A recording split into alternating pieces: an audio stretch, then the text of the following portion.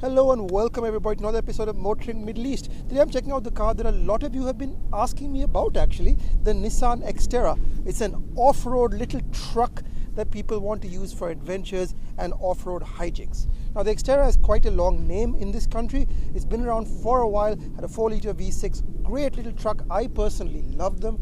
They just go anywhere. They're like an FJ without the plasticky interior. Okay, it has a very plasticky interior, but not as much as an FJ. And it also has more room, more space. And being that it's based on a pickup truck, the Nissan Frontier, it's actually quite capable and has a lot of payload. This too is also based on a pickup truck, the current Navara, which is also honestly one of the very worst vehicles I ever reviewed. In fact, there's a reason you never see a review of it on Motoring Middle East. It's because I looked at it, I drove it, and I sent it back. Now, can the Xterra be any different? Well, first sign's not great. It's still only got a 2.5 litre. So remember, old Xterra, 4-litre V6. New Xterra, 2.5 litre 4-cylinder, 165 horsepower, 4-wheel drive, of course, proper body-on-frame construction, and a 7-speed automatic. I don't know. I just don't know why they didn't go with the 3.8 V6 that's in the new Frontiers coming out in the US. It would have been so easy, and we know it fits. But otherwise, can the Xterra overcome this power deficit to become quite a good car? Well, pricing's not too bad, not too great. 99,000 dirhams, starting up to 134 for this all singing, all dancing platinum version. Let's see what the Xterra has got under the hood, and if it has the off-road chops, not chaps, that the marketing is promising. What's my take on the exterior of the Xterra? Try saying that 5 times fast. It's a handsome little bugger, isn't it? I like the paint. I like the look, I like the blockiness. It looks really tough and off-roadery, which helps because of course it's based on a pickup truck underneath, so it gives a bit of ride height to start with. But yeah, I like the new design direction of Nissan. These are words that I never thought I'd be saying 10 years ago, but yeah, I think they're going well. They've got the V-motion grille down here. They've got this sort of weird shadow chrome plastic, which is quite nice. It's all very shiny but very aggressive, very macho, very blocky. A lot of people are looking up to me and saying, well, guess what? This must be a real off-roader. Well, we'll find out, won't we?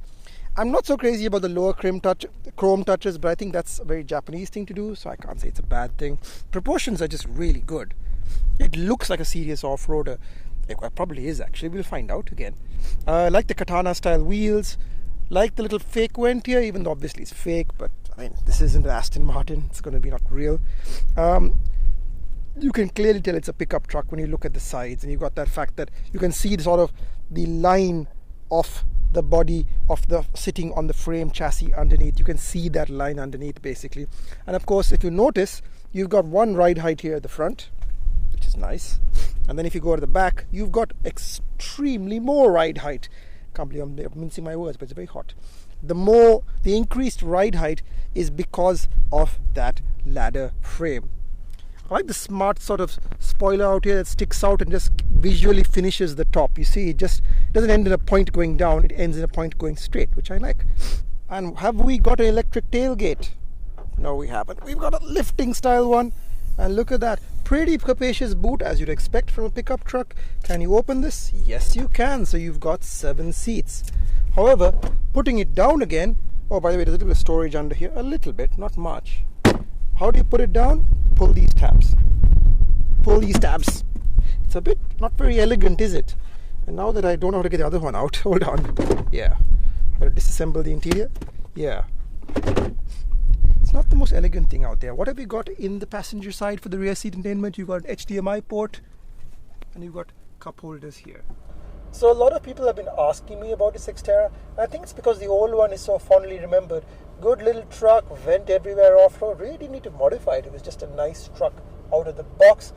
It was trucky to drive. It was sort of very basic and rustic, and it rolled a lot, and the engine roared and wasn't refined at all. But people loved it. So they're thinking about the new Xterra in the same way. But this is quite different. It's still a pickup truck underneath, and you'll see that on the road. But that lack of 6 cylinders makes a difference.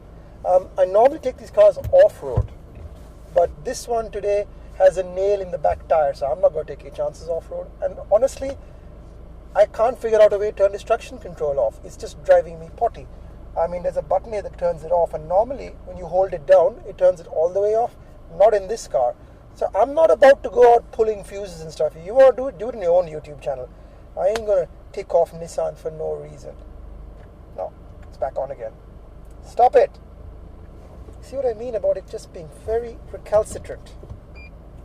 Putting it to 4-wheel drive. At least it beeps to tell you that it's off-road. I'm gonna turn this on and off again. See what I mean about not being an off-roader?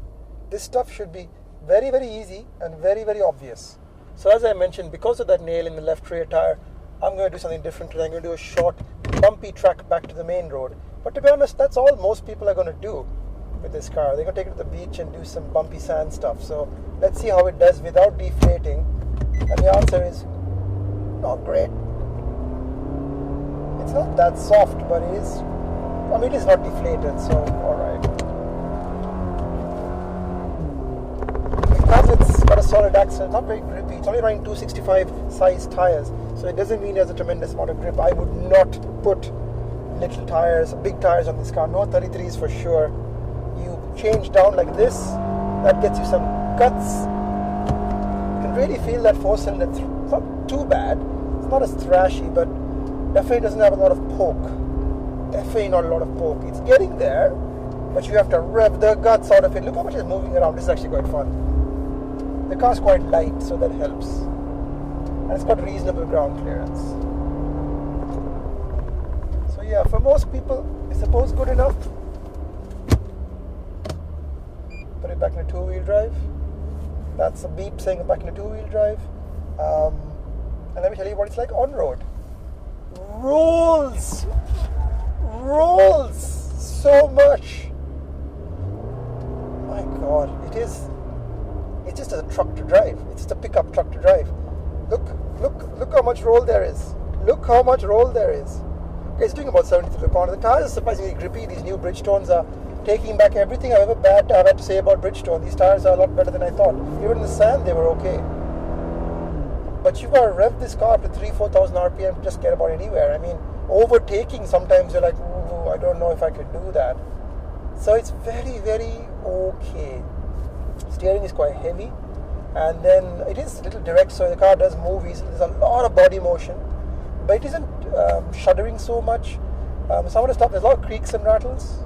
I think that's because this car's been already used quite a bit. It's got 10,000 hard journalist kilometers on it. Ride's okay. Big fat tires, 18-inch wheels will do that for you, but decent rubber.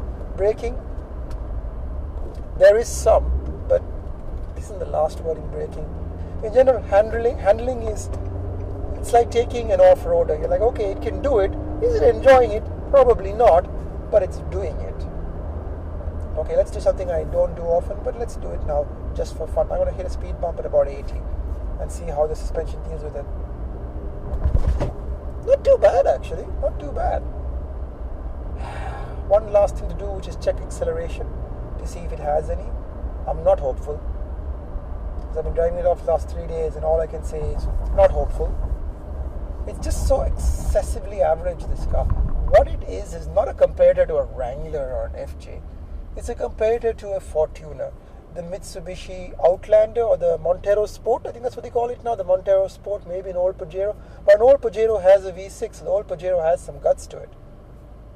This is a comparator to the 2.7 Fortuner, not the V6 Fortuner. But they all drive roughly the same way, like pickup trucks that have been converted into family cars. And there was a time in my life where I thought this kind of car was the perfect car, like a 4Runner. Love 4Runners. I still love 4Runners. It's a pickup truck, so it's sturdy and tough and can carry weight. But it's a family car. It's got 5 seats. But now I look at it and think, it's not very good at being either. It's not good at being a pickup truck, and it's not very good at being an off-roader. You can modify it and do the stuff, etc. But you can't modify this engine. You can't make a 2.5 into a 4-liter. When is this, oh my God, when is this light going to change? I'm dying of old age. There's nobody here. There's nobody here. Still waiting. Oh, here we go. 6,000 RPM. 6,000 RPM again. 6,000. No, it's 4,000. Oh my God, it revs so slowly. And that's 100. That's 100. Now keep in mind, we're going uphill, so it's not fair on the car. It is going uphill. But that's not fast. Only you can decide if that kind of acceleration is good for you. So, okay, I'm doing 100 now. Let's see how long it takes me to get to 120. Foot to the floor. 100 is the lost speed. 120. It's a bit disappointing, isn't it? It's a bit disappointing. But I suppose you're not paying that much for the car. 99 to 134. What are your comparisons? Well, people looking at this car be thinking, oh, I get a proper off-roading instead of like a Honda Accord or Toyota Camry. And for those people, I think, yes, you are. But I would rather be driving a V6 Camry every day. I would rather be driving a 2-litre turbo Accord. I would rather be driving a Mazda 6. And if you're asking about little SUVs that I enjoy, the Mazda CX-5, CX-9, so fun. So fun. Love those cars. Oh, bumps in the road, sand in the road, sand in the road. Getting tossed around.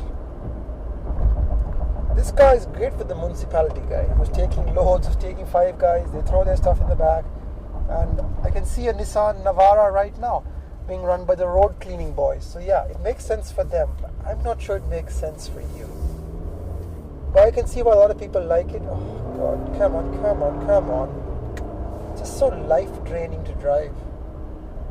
I'm going to try to overtake the road cleaning truck without doing anything mean. You see, it's sapping my energy. It's sapping it. And on this downbeat note, it's time to end. Should you get the Nissan Xterra? Yes. But there are better alternatives and you deserve better. Thanks for watching. Like, comment, share, subscribe, hit the bell icon, do that stuff. And I'll see you again in the future.